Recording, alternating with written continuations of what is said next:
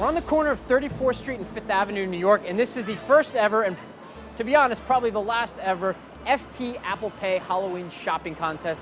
I'm Cardiff Garcia. Earlier this week, you might have heard Apple launched its new digital payment service, Apple Pay. They partnered with most of the largest U.S. banks and also some credit cards, and it's now being accepted by some U.S. retailers. Some retailers, of course, are still holding out. So here's what we're going to do. I'm joined here today by two reporters at the FT, Scannell, representing the Bronx on my left. All right, she's the FT's investigations correspondent. And on my right, Camilla, representing the UK. They're going to go out and they're each going to buy the same 3 items from 3 different stores, okay? And then we're all going to meet back at the FT headquarters in about an hour to talk about their experiences. The difference is that Kara's going to be using her new Apple Pay that she has on her iPhone 6, and Camilla, who's old school, is going to be using a normal credit card. The clock starts right now, and we'll see you back in an hour, okay? All right, so here are the 3 items that we agreed on, all right? First, 1 pair of Halloween socks. Halloween socks? Yeah, like silly socks. Second, something to help you recover after a big Halloween night party. So I don't care if it's Alka-Seltzer, a bacon, egg, and cheese sandwich, or whatever. We'll leave it up to them. You know, it's for hangovers, the kind of white pills. Oh, yes, okay. Advil? Now let's go check out the booth. And third, and this is the most important one, a pumpkin-infused caffeinated beverage of some kind.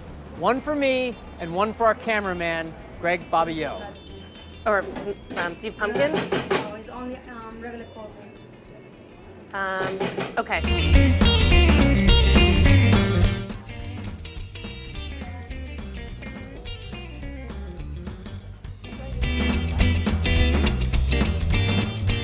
So we're in a bit of trouble here.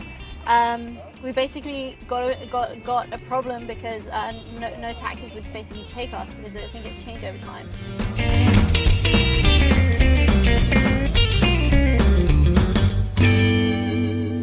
Okay, the 2 of you are back, and by coincidence, I just happened to be sitting in a video studio with a mic on my lapel so that we could talk about this, okay? First of all, let's acknowledge this for what it is. It's a ludicrous exercise in the service of discussing something a little bit more serious, Apple Pay, okay? In terms of the competition we just had, Kara won by cheating, all right? I'm drinking the cup of coffee she brought back, which does not, in fact, have any pumpkin in it. Okay, let's talk about first the process of setting up Apple Pay. I mean, one of the big selling points of this new service is its convenience. Kara, what was your experience in putting it on your iPhone 6? So I got this iPhone 6 4 days ago, and last night to prepare for this monster challenge, I thought I would at least make sure my credit card was set up the right way. What I found was that even though I got this 4 days ago, an iPhone 6, which is brand new, I had to download the operating system, I don't know, again, or get an update in order for Apple Pay to show up in Passbook, which is where it lives in your phone. Let's talk about security for a minute. Okay, Apple's touting the fact that if you use Apple Pay, they're not sending any information to the vendor, that they're not going to keep records of your purchases. But there's other security issues as well. So, Kara, what do you have to say One about thing that? I was curious about when I used this was just whether I would need ID since I'm paying off of a phone and not even a credit card where sometimes the shop will ask you for ID there, although that's less common. But I didn't need my ID at all except when I bought the beer at Duane Reade. Let's talk about ease of use now then. All right, Camilla, in your capacity as U.S. banking correspondent, I mean, do you think this poses a real threat? I think, you know, I think everybody is focused right now on how technology and technology companies are going to impact the banks. And I think everywhere from kind of CEO to mid-level at the banks, people are thinking about different ways that they can be disruptive.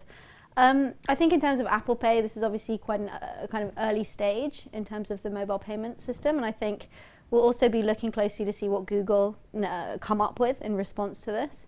But certainly, you know, as Jamie Dimon said, and we've often quoted him, I think he knows that these tech companies are out to eat the bankers' lunch. Yeah, and I guess it's worth noting here as well that a lot of retailers still haven't, embraced Apple Pay. I think a lot of them want to come up with a platform of their own or service of their own.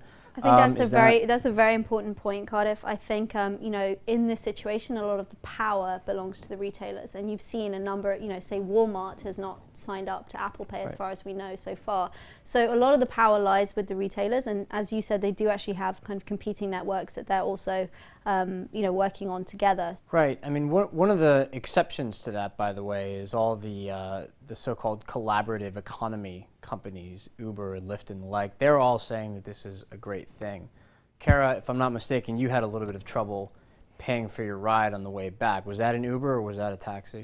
That was a taxi. Okay. I mean, one thing as a consumer perspective of this experience was, you know, once you figure out how to point it the right way, it does click automatically. I don't know if that's any faster than swiping a credit card. I guess you don't have to sign for it. But one of the issues that we ran into in the taxis, we were hoping to get one with one of those displays, and I thought maybe you might be able to try it out because I think it, in certain circumstances, it might work. Turns out our taxi didn't have that kind of a credit card reader, so I had to go old school and use my credit card in order to get back. That's, I think, 3 different places where Kara cheated to win this I admitted event. I cheated. I said I got back first.